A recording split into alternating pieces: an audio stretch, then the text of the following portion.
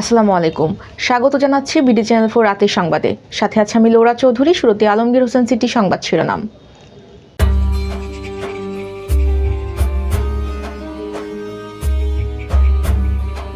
শেখ হাসিনার মৃত্যুদণ্ডের রায় ওয়েবসাইটে প্রকাশ। কিশোরগঞ্জের সংযোগ সড়ক বন্ধ করে দেওয়ার চরম দুর্ভোগে 5 শতাধিক মানুষ। খাল ভরাটে জলাবদ্ধতা ও ফসল হানির প্রতিবাদে বাজিতপুরে মানববন্ধন। ইসলামপুরে নির্বাহী নিরাপত্তা জোরদারে ভোট কেন্দ্র পরিদর্শনে পুলিশ সুপার। সীমান্তে গুলির ঘটনায় মিয়ানমারের রাষ্ট্রদূতকে তলব। ভারতে বিশ্বকাপ খেলবে না বাংলাদেশ, আইসিসির অনুরোধ প্রত্যাখ্যান বিসিবির। শুনছিলেন আলমগীর হোসেন সিটি সংবাদ শিরোনাম। এবার সিটিলের বিস্তারিত।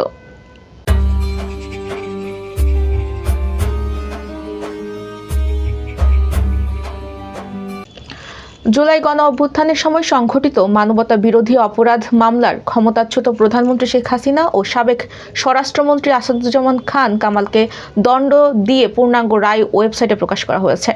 আজ 457 পৃষ্ঠায় এর রায় প্রকাশ করা হয়েছে আন্তর্জাতিক অপরাধ ট্রাইব্যুনালের চিফ প্রসিকিউটর কার্যালয়ের ওয়েবসাইটে।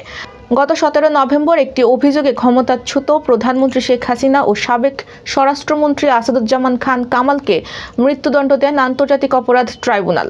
আরেকটি অভিযোগ আমৃত্যু কারাদণ্ড হয়। যে অভিযোগে আমৃত্যু কারাদণ্ড দেওয়া হয়েছে তার বিরুদ্ধে আপিল করেছে রাষ্ট্রপক্ষ।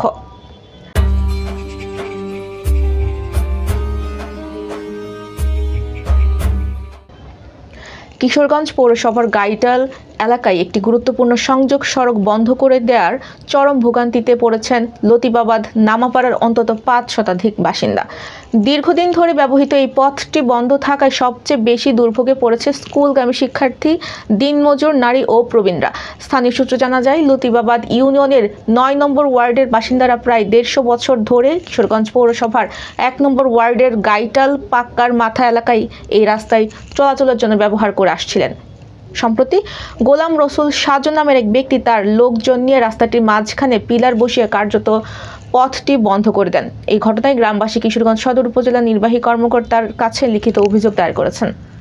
অভিযোগে বলা হয়েছে, গোলাম রাসুল সাজু রাস্তাটি নিজের পৈতৃক সম্পত্তি দাবি করে এলাকাবাসীর চলাচলের একমাত্র সংযোগ পথটি পুরোপুরি বন্ধ করে দেন।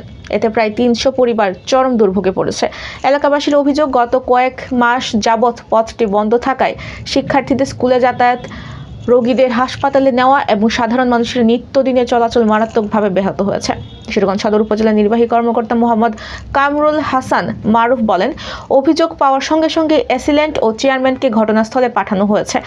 রাস্তাটি সরকারি হোক বা ব্যক্তিগত, জনসাধারণের চলাচল বন্ধ করা যাবে না। রিপোর্ট পাওয়ার সঙ্গে সঙ্গে প্রয়োজনীয় ব্যবস্থা নেওয়া হবে। আশা করছি দ্রুত সমাধান হবে।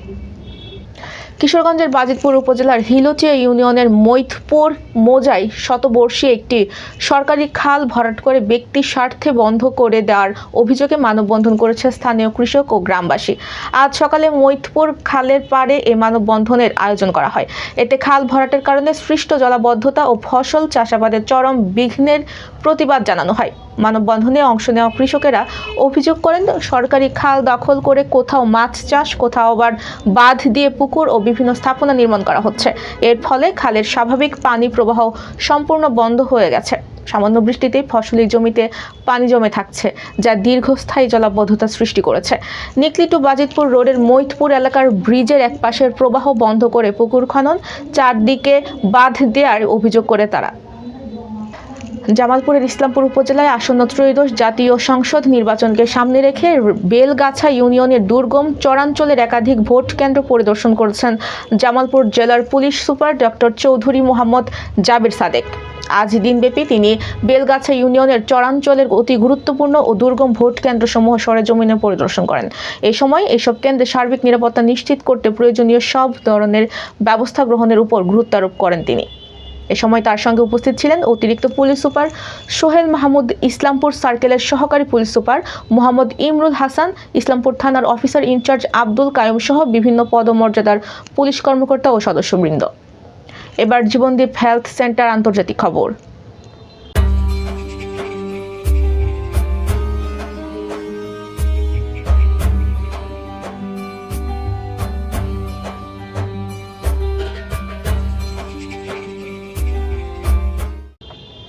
কক্সবাজারের টেকনাফে উপজেলার হোয়াইট ক্যাং ইউনিয়নের কাছে বাংলাদেশ সীমান্তে মিয়ানমারের দিক থেকে গুলি বর্ষণের সাম্প্রতিক ঘটনায় দেশটির রাষ্ট্রদূত উ কিয়াও সোয়েমোকে আজ দুপুরে তলব করেছে পররাষ্ট্র মন্ত্রণালয়। এ সময় গুলির ঘটনায় বাংলাদেশের পক্ষ থেকে গভীর উদ্বেগ জানানো হয়েছে। পররাষ্ট্র মন্ত্রণালয় জানায়, সীমান্ত পেরিয়ে চালানো এই গুলি বর্ষণের 12 বছর বয়সী এক বাংলাদেশি কন্যা শিশু গুরুতর আহত হয়েছে। বাংলাদেশ এই ঘটনাকে আন্তর্জাতিক আইনের সুস্পষ্ট লঙ্ঘন এবং দুই দেশের সুপ্রতিবেশী সম্পর্কের পরিপন্থী বলে উল্লেখ করে। বাংলাদেশের পক্ষ থেকে বলা হয়, কোনো উস্কানি ছাড়াই বাংলাদেশকে ঘিরে গুলি বর্ষণ গ্রহণযোগ্য নয়।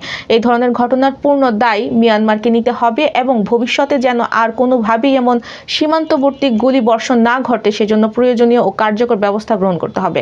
এছাড়া মিয়ানমারের অভ্যন্তরে দেশটি কর্তৃপক্ষ ও সশস্ত্র গোষ্ঠীর মধ্যে যাই ঘটুক না কেন তার প্রভাব যেন কোনোভাবেই বাংলাদেশের মানুষের জীবন ও জীবিকায় না পড়ে সে বিষয়টি নিশ্চিত করার আহ্বান জানানো হয়।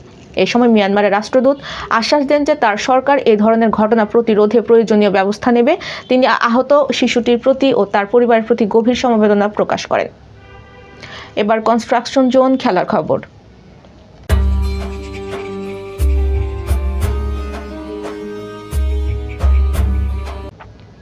আসন্ন টি-20 বিশ্বকাপকে ঘিরে বৈশ্বিক ক্রিকেট অঙ্গনে এক বড় ধরনের অনিশ্চয়তা তৈরি হয়েছে। আইসিসি বারবার অনুরোধ এবং চাপ সত্ত্বেও ভারতের মাটিতে খেলতে না যাওয়ার সিদ্ধান্তে অনড় অবস্থানে রয়েছে বাংলাদেশ ক্রিকেট বোর্ড। নিরাপত্তার ঝুঁকিকে সর্বোচ্চ প্রাধান্য দিয়ে বিসিবি স্পষ্ট জানিয়ে দিয়েছে, বর্তমান পরিস্থিতিতে টাইগারদের ভারতে পাঠানো সম্ভব নয়। আজ দুপুরে আইসিসি সদর দপ্তরের সঙ্গে বিসিবির এক গুরুত্বপূর্ণ ভিডিও কনফারেন্স অনুষ্ঠিত হয়। সভায় আইসিসি বাংলাদেশকে তাদের সিদ্ধান্ত পুনর্বিবেচনা করতে বললেও বিসিবি তাদের আগের অবস্থানে অটল আছে। বিসিবির সংবাদ বিজ্ঞপ্তি অনুযায়ী এই হাই ভোল্টেজ সভায় বোর্ডের শীর্ষ নেতৃত্ব অংশ নেন। এতে উপস্থিত ছিলেন বিসিবি সভাপতি আমিনুল ইসলাম, সহসভাপতি মোহাম্মদ সাখাওয়াত হোসেন ও ফারুক আহমেদ, ক্রিকেট পরিচালনা কমিটির চেয়ারম্যান নাজমুল আবেদিন এবং প্রধান নির্বাহী কর্মকর্তা নিজামুদ্দিন চৌধুরী। সভার মূল আলোচ্য বিষয় ছিল ভারতের নিরাপত্তা পরিস্থিতি।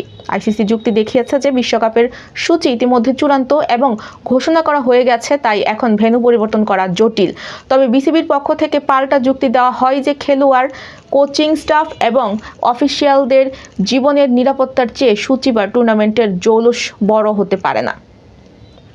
প্রিয় দর্শক, এই ছিল বিডি চ্যানেল 4 রাতের সংবাদ। সবাইকে পরবর্তী সংবাদ দেখার আমন্ত্রণ জানিয়ে আজকের মতো এখানেই বিদায় নিচ্ছি। সবাই ভালো থাকবেন, সুস্থ থাকবেন এবং নিত্য নতুন সংবাদ পেতে বিডি চ্যানেল 4 ফেসবুক পেজ ও ইউটিউব চ্যানেলের সাথেই থাকুন। আল্লাহ হাফেজ, শুভরাত্রি।